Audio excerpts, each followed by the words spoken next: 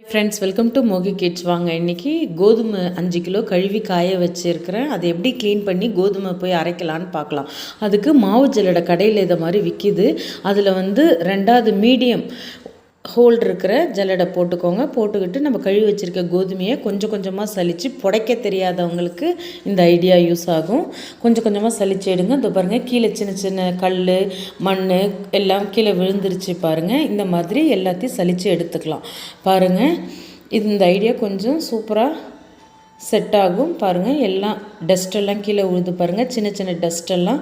இது வந்து புடைக்க தெரியாதவங்களுக்கு இது ஒரு ட்ரிக்கு.